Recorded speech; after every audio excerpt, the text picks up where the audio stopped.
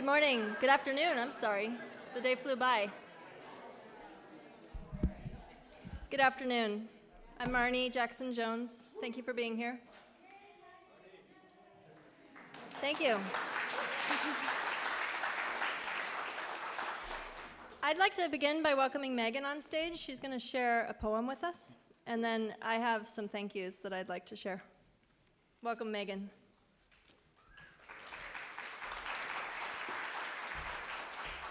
Thank you, Marnie. This is the first I've met Marnie in person, and I just want to thank her for her calm presence. She's probably the most calm conference coordinator I've met in the moment of the conference, so thank you. This is a welcoming poem. Between February 2014 and September 2015, I did a revolving monthly witness with groups being and becoming extinct. This was written with Elephant in summer 2014, and how many people in this room are in pain with the world? Yeah. Voila. So when I went to Elephant's grief, I did this process of clearing the desk, and I asked out loud if I could even be with Elephant, and I was taken to the floor, heaving grief.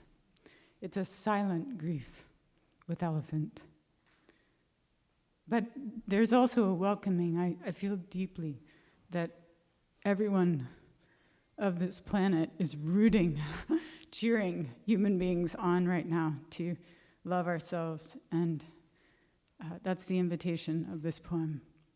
It joins the poem for Elephant, or written with Elephant, with a poem that was written by invitation for the Monterey Ashtanga Yoga community. Knock on my door. Have you crunched the numbers, combined the chemicals in endless scenarios, searched every corner of the world for something intact, only to find that one touched too? Did you look Satao in the eye before his heart stopped, and then stay to see his face butchered? Do you still believe, after all this, that there is hope for the flowers, that love is real, that though the known world will not survive this, because light is all that lasts, peace will come before the passing? Do you know this because you have seen it happen 1,000 times? Is it you there hovering on the porch? If so, then yes, you know me. Please come in. You are welcome here as you are, beautiful. It is hard to gaze softly enough to see oneself clearly. Allow me to see you, so you can see me. Then, together we shall see we are welcome here, plain as we are beautiful. I love you all dearly. I'm so glad to be here with you this weekend.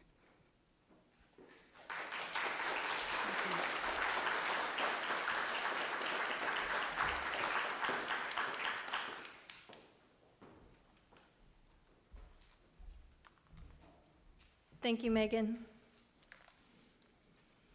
I'm really grateful for your gift of art, that you're bringing your words, and I'm also very grateful to my friend Shaila Tenorio, who brings her gift of visual art into the space. You'll notice her work here in the hall, also out in the entryway, and I'm just very grateful that these people are bringing this beauty into the space for us. Thank you so much. Welcome. Thank you for being here. I'm grateful to each of you for bringing your voices to this conversation and for bringing your bodies from around the island, the region, the nation, and the world. This conference was inspired by the work of people like Christopher-Sebastian McJetters, like Af Ko, Breeze Harper, Patrice Jones, and so many others, people whose work I've read, seen, and admired, and who I've aspired to learn from and with. It is a humbling honor to be joined by so many of my personal heroes here today, and I take your presence as a sign that the work we're here to do is sorely needed in the world.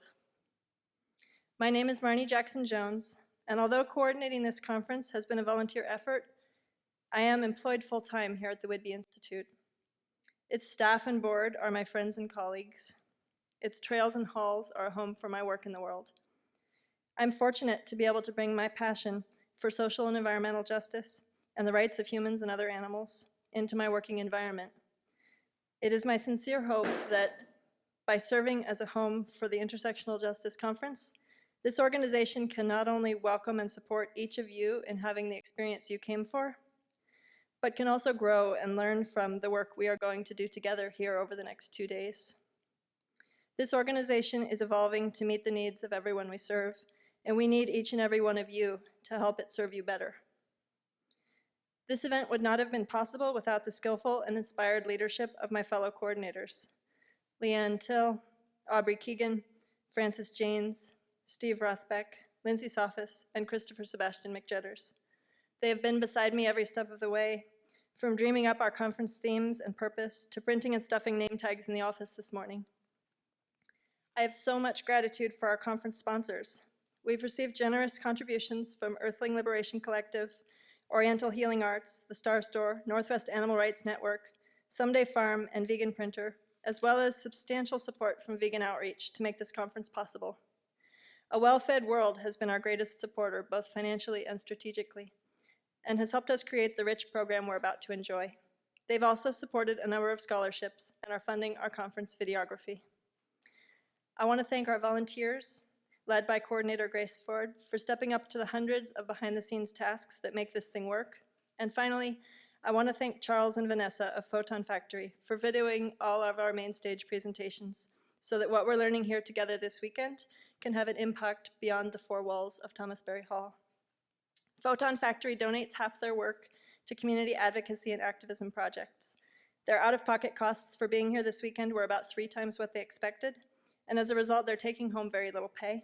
So I've taken the liberty of, I will be taking the liberty of placing a tip jar in the back corner near the tripod. If you think that the video recordings from this conference will be of use to you or of those in your network, please consider supporting their work with a donation of any size. And finally, just thank you so much for being here, and it's my privilege to welcome Christopher-Sebastian McJetters to the stage.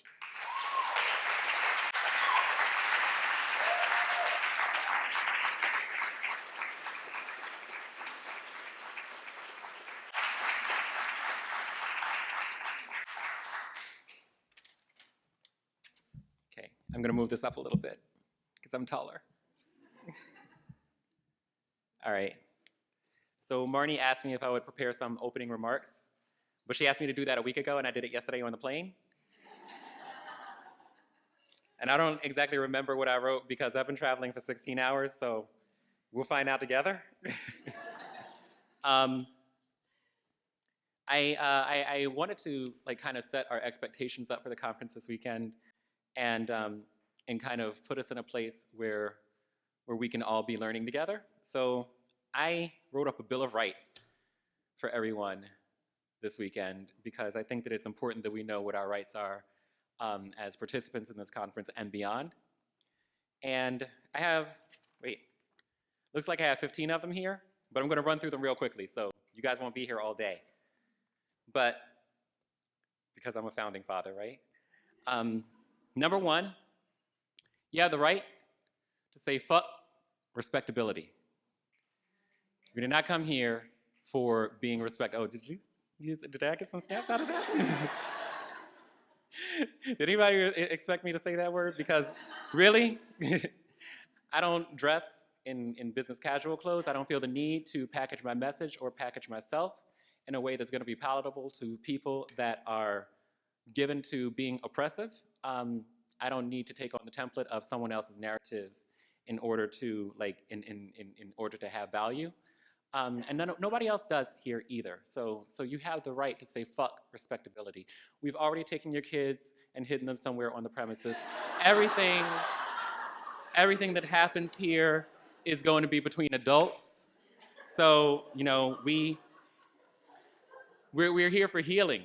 Nobody has the right to tell us how to conduct our healing. We're definitely dedicated to doing that in this space this weekend. But even though we have the right to say fuck responsibility, or excuse me, not responsibility, respectability, even though we have the right to say fuck respectability, we don't have the right to be oppressive in word or action. Therefore, number 2, you have the right to remain mindful. You have the right to be mindful in the way you address one another and in the way that we conduct ourselves. Number 3, you have the right to feel uncomfortable. In fact, we insist on it. If you don't feel uncomfortable at some point this weekend, then I want you to ask yourself at the end of the weekend, what were you doing? Number 4, you have the right to drag other people. And if you all don't know what it means to drag somebody, let me explain. If someone behaves in an oppressive manner, we will call them in. And I don't know if everyone here is familiar with the terminology of calling in versus calling out culture, but just to briefly explain that when we call someone out, it doesn't necessarily help them in that moment. See, we're all here to learn from one another this weekend. And when we call someone in, we talk to them about like why their behaviors were oppressive and what kind of an impact that it has on us. So we're going to practice calling people in this weekend. And don't worry, it doesn't have to get very aggressive. We've confiscated all your weapons at the door. So, don't worry about that, except for maybe Brenda. I didn't see you earlier, so I'm just seeing you now. Since I didn't catch you at the door, she might have fashioned a shiv out of her toothbrush. We don't know. So yeah, but when we make mistakes, we have the right to drag each other for doing a harm. But number 5, also remember that we have the right to be dragged. None of us are perfect advocates. We are going to inevitably fuck up. If you haven't fucked up, wait, it will be your turn. If not here, then beyond, outside the conference doors. But when we get gathered, deal with it. Understand that it happened, listen to the message that people are talking about, internalize it, take that with you. But number 6, you also have the right to be hurt, because we are all going to hurt each other even though we don't mean to. You do not have the right, however, to hurt others, which is also related to number 2, being mindful. Number 7, you have the right to hold space for your allies. We all consider ourselves woke in the social justice community, but we also have to remember that everybody is not as woke as we are, and not everybody is woke in the same way. And so we have to remember to hold space for those people who are not where we are, and sometimes they will never be. So we have the right to hold space for them. Number 8, you have the right to ask questions. It's very popular sometimes in the social justice community for us to tell people that it's incumbent on the people who are oppressive to educate themselves from their position of privilege. And that is correct. It is incumbent upon them. But this weekend, this space is a place for us to do that, to educate ourselves and each other. So we will have the right to hold questions. Now, we're not going to hold the floor. If someone offers you information and valuable resources, you take that and go. We're going to have snipers positioned around so that if you start getting out of pocket, then they're going to usher you along by whatever means necessary. So bear that in mind. Number 9, you have the right to listen, period. Number 10, you have a right to not have all the answers. Sometimes the most honest answer is, I don't know, and that's okay. Number 11, you have the right to turn up. And we have somebody turning up already? I can always count on Aubrey in the back, though. Now, when people watch the video, I understand. Google it on my phone. So what's going to happen? When the turn up happens, you will know what it is. Everything this weekend is not going to be serious. And so, when it comes around, it will come around, by the way. Just embrace it. Just embrace it. Go with it. We're here to have fun. You have the right to be responsible with your words. This goes hand in hand, once again, with number 2 about being mindful. Before we open our mouths to say anything, we have to ask ourselves the following questions. Does it need to be said?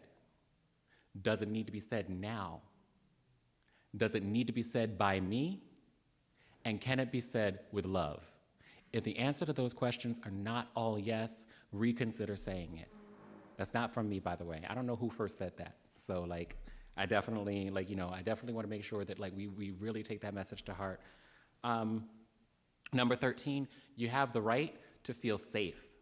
If at any point during this conference you don't feel safe, come to me or Aubrey or Francis, Marnie, any of the conference organizers. Steve, there you are.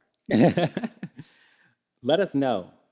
Your emotional well-being is our top priority this weekend, and we take that responsibility seriously. It's a very sacred responsibility. We want to make sure that we take every precaution to make sure that you feel valued, that you feel acknowledged, that you do feel safe.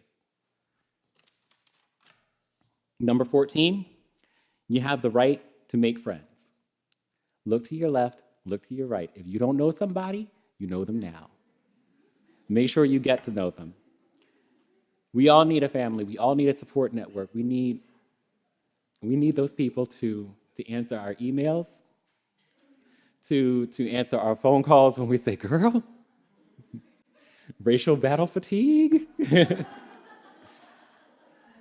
We need those people that, that we can send a text message to, that we can reach out to however we need to in order to feel acknowledged, even if they don't answer our text or our phone calls in the moment, even if they're busy. We need that support network. We need family. And we hope that you build family this weekend with the people that are at this conference. And number 15, the last one. Finally, you have the right to be radical. Be radical in your activism. Be radical in your self-care. Be radical in all aspects of your lives. We want you to walk away from this conference, and we want you to be exceptional. We want you to be changed. We want you to be transformed. We want you to take the tools that you gain here and use them going forward, and remember all of the lessons that the incredible speakers that we have lined up are here to teach us. So do you understand these rights as I've explained them to you? Make some noise.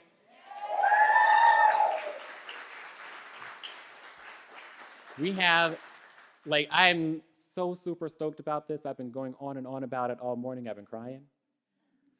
You guys have seen it. I did the ugly cry. I'm probably going to do it again with the people that haven't arrived yet and the people that I'm just seeing in the audience that I'm noticing. I'm like, oh, you're here. And, so I hope that you guys have a fantastic time. If you don't, at the end of the weekend, write us a little letter. We'll wad it up and throw it away.